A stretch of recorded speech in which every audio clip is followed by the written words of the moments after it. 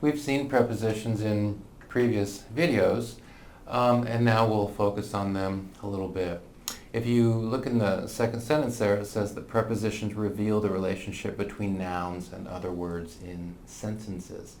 And then if you jump down to the third paragraph, for example, we have sedebat cum discipulus. So he was sitting with the disciples. All right, Jesus was sitting with the disciples. The preposition there is cum, sedebat.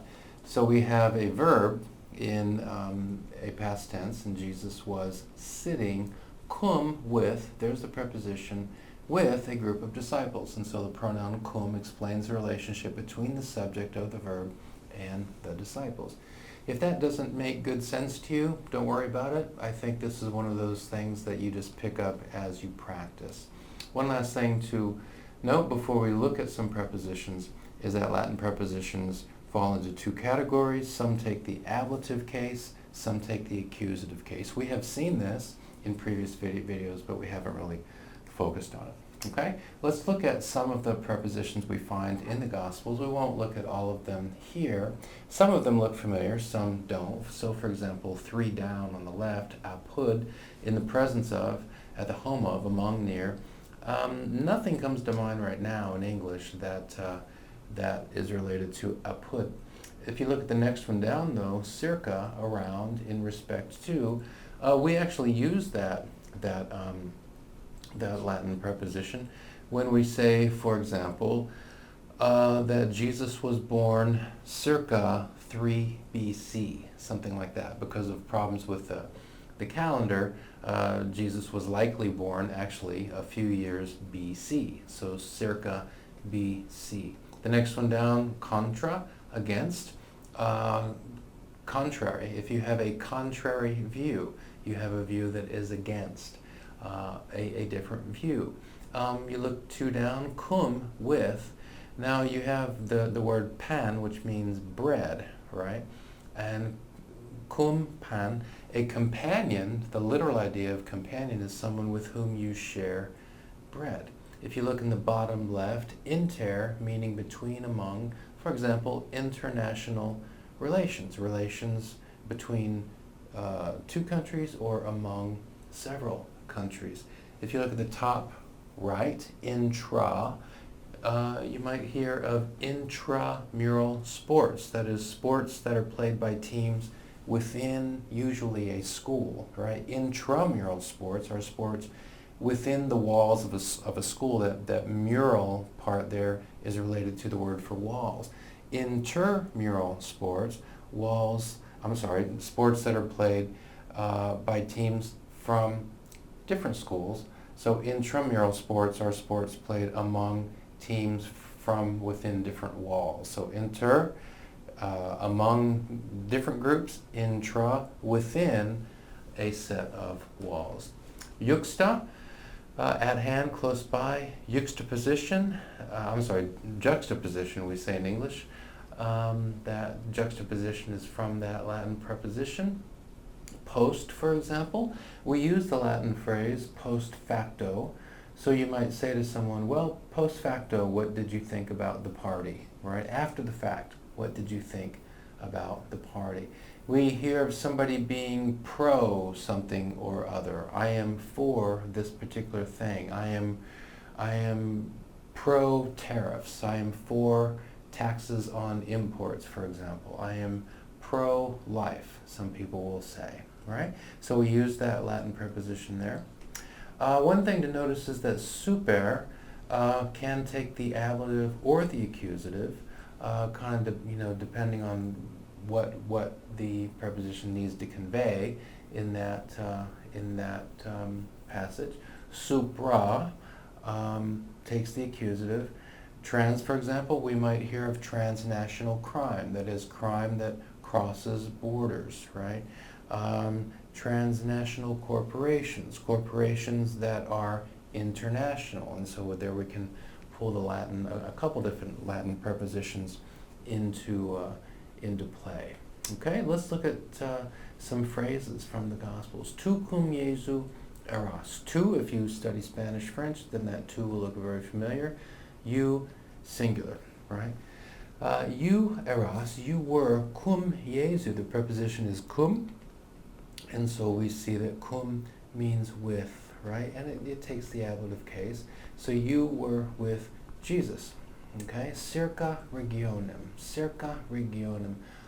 around the region, about the region.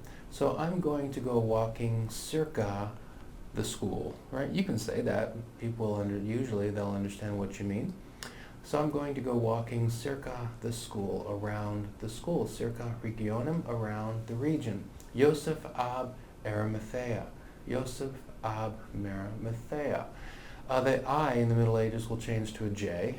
Joseph ab Arimathea. Ab meaning by, from. So Joseph from Arimathea. Agnos inter lupos. Agnos, sheep. And then lupos, wolves. Inter, let's look at inter, between, among, sheep among wolves. And we see that inter takes the accusative. Juxta desertum. Juxta desertum. Desertum, desert. Juxta, at hand, close or next to, near. So near the desert, by the desert. Secus mare. Secus mare. By, beside, at, along. So along the sea, by the sea. Sine me. Sine me. Sine, without. So without me. So if somebody knows a little Latin, you could say, please don't leave sine me. Don't leave without me. Right? Contra me. Against me. Contra me. Abit. We saw that verb, I think, in the most recent video. Jesus abit. Jesus went out. Trans mare. Mare is the sea. Went out. Trans, across, over the sea. Okay. Number 10. Statuit supra pinam templi. Statuit. He, she, it stood. Supra, on top, on the upper side, above. Pinam templi. Pinam, the pinnacle. Templi, there's the genitive singular there. Above the pinnacle of the temple, or above the temple's pinnacle. And so the preposition there, supra. Preposition in number 11, coram. Coram, in the presence of, in person, face to face. Coram Deo, in the presence of God. And coram takes the ablative, and that's what we see there in number 11. Extra synagogum. Extra synagogum. They, let me see, extra, except, beyond, out of. I think this is that passage where, Jesus is casting people out of the synagogue. Extra synagogum. 13. Stupebant super doctrina eius. Stupebant super doctrina eius. Stupebant. They were amazed. They were amazed. Super. I think in this case we'd have to do a little bit of work with the translation. They were amazed by. They were amazed on account of. Doctrina, that is teaching, eius, his. They were amazed by his teaching. Number 14, supra filium. Supra filium. On top, on the upper side, so above. So the idea of something above the sun, right? Something above the sun. And I forget the exact context of that little snippet there from John chapter 1. But the idea is that something is above the sun. Number 15, propter populum. Because of, on account of, near the people. On account of the people. Because of the people. Sub kylo. Sub kylo. Sub meaning underneath. We've seen the word mare, for example. Let me see, up in number 6 we have mare. Sub plus mare, well, that's the idea of under the sea, submarine. In this case, sub kylo. So under, at the foot of, beneath, and then kylo, we've seen that before, heaven. So under heaven. Number 17, intra per ostium. And it looks like ostium is not in our vocabulary there, but that means door, right? So intrat, he, she, it enters per, let's look at per, through, by, ostium, the door. Libera-nos a malo. This would be from the Lord's Prayer. Deliver us from evil, or liberate us from evil. Libera, that's the imperative there, liberare. So liberate nos, us. Again, if you study Spanish or French, that will look very familiar. So libera nos, liberate us. A, let's look at that preposition, a, by, from, malo, liberate us from evil. Okay, number 19, diliges, you will love, you shall love, dominum deum tuum, your Lord God. You shall love your tuum, Lord, dominum, God, deum. Ex, there's the preposition ex. Let's look. Ex, from, out of, tota anima tua. Remember, anima means soul. So from your whole soul. You shall love the Lord your God from your whole soul. It says that ex takes abolute there, and that's what we see. So number 1, the preposition is cum. Number 2, circa. Number 3, ab. Number 4, inter. Number 5, juxta. Number 6, secus. 7, sine. 8, contra. 9, trans. 10, supra. 11, coram. 12, extra. 13, super. 14, supra. 15, propter.